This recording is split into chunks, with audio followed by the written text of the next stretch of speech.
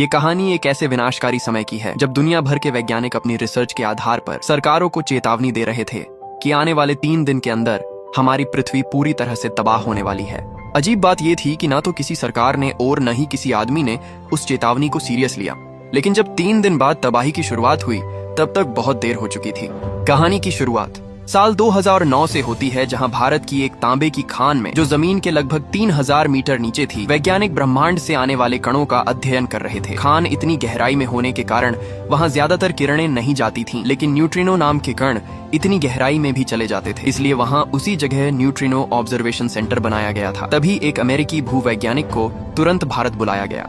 उसके भारतीय दोस्त ने बताया कि पिछले हफ्ते इतिहास का सबसे बड़ा सोलर फ्लेयर फूटा है। सूरज से भारी मात्रा में प्लाज्मा निकला, जिससे पृथ्वी पर न्यूट्रिनो की मात्रा अचानक बढ़ गई और उनमें बदलाव आ गया। इसका असर पृथ्वी के अंदर तक पहुंचा और पृथ्वी के कोर का तापमान लगातार बढ़ने लगा।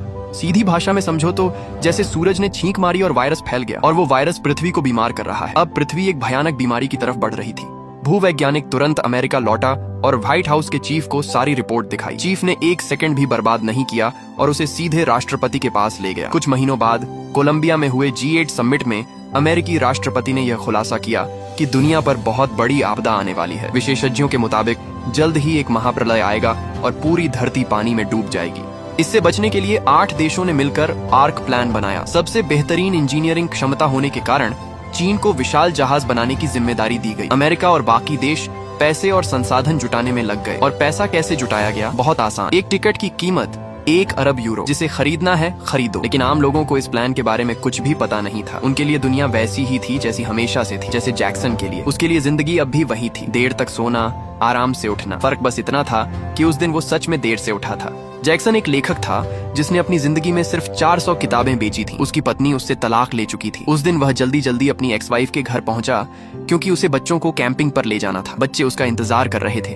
हंसी मजाक के बीच वह बच्चों को लेकर निकल पड़ा और पहुंचा येलोस्टोन नेशनल पार्क, जो अमेरिका के वायोमिंग राज्य में स्थित है और दुनिया के सबसे बड़े ज्वालामुखीय क्रेटरों में से एक है। यह ज्वालामुखी 70,000 साल से नहीं फटा था। लेकिन वहां पहुंचकर जैक्सन ने देखा कि ऊपर से हेलीकॉप्टर उड़ रहे हैं। उसने ज्यादा ध्यान नहीं दिया। जब वह बच्चों को पुराने झील वाले इलाके में ले गया तो पाया कि झील पूरी तरह सूख चुकी है और जो थोड़ा बहुत पानी बचा है वो उबल रहा है। ऐसा लग रहा था जैसे येलोस्टोन का सुपर वोल्केनो जाग रहा हो। अचानक अमेरिकी सेना के जवान वहां पहुंचे। पता चला पूरा पार्क सेना ने सील कर रखा है। उन्हें बिना कुछ समझाए एक अस्थायी कैंप में ले जाया गया जहां दुनिया के टॉप वैज्ञानिक मौजूद थे। वही डॉक्टर भी वहां था जिसने पहले रिपोर्ट दी थी। हैरानी की बात यह थी कि डॉक्टर जैक्सन को पहचानता था। वह उसकी किताबों का फैन था। उसकी मदद से सेना ने उन्हें छोड़ दिया। लेकिन जैसे ही जैक्सन वहां से गया, वैज्ञानिकों ने नए डेटा का विश्लेषण किया और एक डरावना निष्कर्ष निकाला। पृथ्वी के कोर का तापमान तेजी से बढ़ रहा है। दुनिया का अंत अब 21 दिसंबर 2012 को ही होगा। ठीक वैसा ही जैसा माया भविष्यवाणी में कहा गया था। और अब सिर्फ 3 दिन बचे थे। तुरंत आर्क प्लान शुरू कर दिया गया। वापसी में जैक्सन की मुलाकात एक अजीब आदमी से हुई जो रेडियो होस्ट था और दुनिया के अंत की बातें करता था। उसने सेना की गतिविधियों से कुछ राज जान ली थे। उसने जैक्सन को बताया कि दुनिया खत्म होने वाली है और विशाल जहाज बनाए गए हैं। पहले तो जैक्सन ने उसे पागल समझा, लेकिन जब वह एयरपोर्ट पहुंचा और टिकट और बड़ा जहाज जैसी बातें सुनी तो उसका दिमाग घूम गया। तभी जमीन में दरार पड़ी। हाल के भूकंप याद आए। शायद वो पागल सच कह रहा था। जैक्सन ने अपनी सारी बचत लगाकर एक छोटे विमान को किराए पर लिया और तेजी से अपनी एक्स वाइफ के घर पहुंचा। उधर घर में सब लोग आराम से खाना खा रहे थे और न्यूज पर चर्चा कर रहे थे। तभी जैक्सन पहुंचा और चिल्लाकर सबको गाड़ी में बैठाया। अगले ही पल घर धराशायी हो गया। जमीन समुद्र की लहरों की तरह उठने लगी। पूरी धरती फट रही थी। आगे सड़क पर 2 बुजुर्ग महिलाएं धीरे धीरे गाड़ी चला रही थीं। जैक्सन बुरी तरह घबरा गया और गाड़ी को साइड से निकालकर आगे बढ़ा। हाईवे टूट रहा था। एक तेल टैंकर गिरकर पेट्रोल पंप से टकरा गया और विस्फोट हो गया। जमीन धंस रही थी। किसी तरह वह टूटती सड़कों के बीच से निकल गया। आगे एक कांच की इमारत रास्ता रोक रही थी। उसने एक्सेलरेटर दबाया और इमारत के अंदर से गाड़ी निकाल दी। किसी तरह वे एयरपोर्ट पहुंचे, लेकिन पायलट मर चुका था। किस्मत से एक्स वाइफ का नया पति थोड़ा बहुत विमान उड़ाना जानता था। रनवे टूटने से पहले विमान उड़ गया। नीचे जमीन फट रही थी। शहर समुद्र में फिसल रहे थे। चीखें, ढहती इमारतें, टूटती रेलगाड़ियां, सब कुछ प्रलय का संगीत लग रहा था। जब विमान सुरक्षित ऊंचाई पर पहुंचा, उन्होंने पीछे मुड़कर देखा। पूरा महाद्वीप झुककर समुद्र में डूब रहा था। जैक्सन ने सबको सच बताया और तय किया कि वे उस रेडियो वाले आदमी के पास जाएंगे क्योंकि उसे आर्क की सही लोकेशन पता होगी। वे लोग रॉयल नेशनल पार्क पहुंचे। जैक्सन ने अपने एक्स वाइफ के नए पति को कहा कि वह विमान में ईंधन भरवाए और खुद अपनी छोटी बेटी को लेकर उस पागल रेडियो वाले आदमी को ढूंढने निकल पड़ा। जब वे उसके कैंप पर पहुंचे तो वह वहां नहीं था। जैक्सन उसकी मोटर होम लेकर उसे ढूंढने निकल पड़ा और आखिरकार उसे पहाड़ की चोटी पर पाया।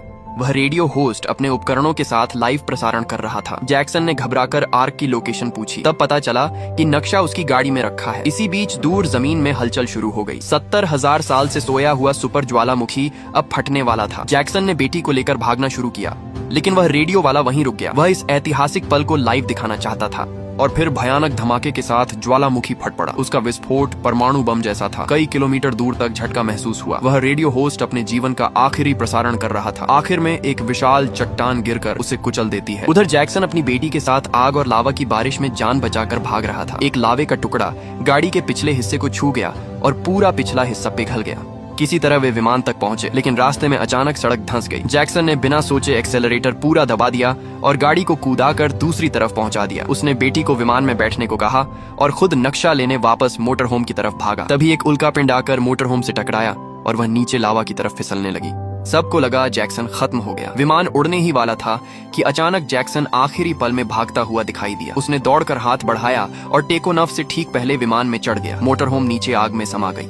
अब उन्होंने नक्शा देखा। आर्क चीन के तिब्बत में था। उनके छोटे विमान से वहां तक पहुंचना नामुमकिन था, इसलिए वे पास के एक बड़े एयरपोर्ट की तरफ मुड़े, जहां एक रनवे अभी भी बचा हुआ था। वहां पहुंचकर जैक्सन की मुलाकात अपने अमीर बॉस से हुई। उसके बॉस के पास प्राइवेट जेट था, लेकिन एक को पायलट की कमी थी। जैक्सन ने अपने एक्स वाइफ के नए पति को को पायलट के लिए सुझाया। भले ही वह आधा अधूरा जानता था, लेकिन कोई और विकल्प नहीं था। सब लोग विमान में बैठे और उड़ान भरने की तैयारी की। पीछे से येलोस्टोन का ज्वालामुखी फटने से निकली राख एयरपोर्ट तक पहुंच चुकी थी। कॉकपिट में बटन देखकर नया को पायलट घबरा गया, लेकिन कप्तान की मदद से विमान उड़ गया। रनवे छोटा था, इसलिए समय से पहले विमान को ऊपर उठाना पड़ा। किसी तरह वे इमारतों से बचते हुए आसमान में पहुंच गए। कप्तान ने रास्ता तय किया। पहले हवाई जाकर ईंधन भरेंगे, फिर तिब्बत की तरफ उड़ेंगे। लेकिन जब वे हवाई पहुंचे तो वहां सब कुछ आग में जल रहा था। लावा सड़कों पर बह रहा था। जो जगह कभी पर्यटन का स्वर्ग थी, वह नरक बन चुकी थी। ईंधन भरने का सवाल ही नहीं था। मजबूरी में कप्तान ने फैसला किया कि जितना ईंधन बचा है उसी में तिब्बत तक उड़ेंगे। किस्मत से प्लेट टेक्टोनिक बदलाव के कारण महाद्वीप खिसक चुके थे और दूरी कम हो गई थी। वे सच में तिब्बत पहुंच गए, लेकिन तभी दोनों इंजन फेल होने लगे। कप्तान ने सामने दिख रही बर्फीली घाटी में इमरजेंसी लैंडिंग का फैसला किया। उसने सबको कहा कि वे पीछे कार्गो होल्ड में जाकर एक कार में बैठ जाएं और दरवाजा खुलते ही बाहर निकल जाएं। वह खुद विमान को कंट्रोल करता रहा। जैसे ही दरवाजा खुला, वे कार सहित नीचे बर्फ पर फिसलते हुए निकल गए। कप्तान ने आखिरी दम तक विमान को कंट्रोल किया और उसे खाई से पहले रोक दिया, लेकिन अगले ही पल विमान फट गया। उसने अपनी जान देकर बाकी सबको बचा लिया। कुछ देर बाद उन्होंने देखा कि हेलीकॉप्टर जानवरों को आर्क की तरफ ले जा रहे हैं। एक हेलीकॉप्टर ने उन्हें देख लिया। सैनिक उतरे और पूछा, किसके पास टिकट है? बॉस ने अपने और अपने 2 बेटों के टिकट दिखाए। अपनी गर्लफ्रेंड के लिए उसने माफी मांगी। टिकट बहुत महंगा था। जैक्सन और उसका परिवार बेबस खड़े रहे, जबकि बॉस हेलीकॉप्टर में बैठकर चला गया।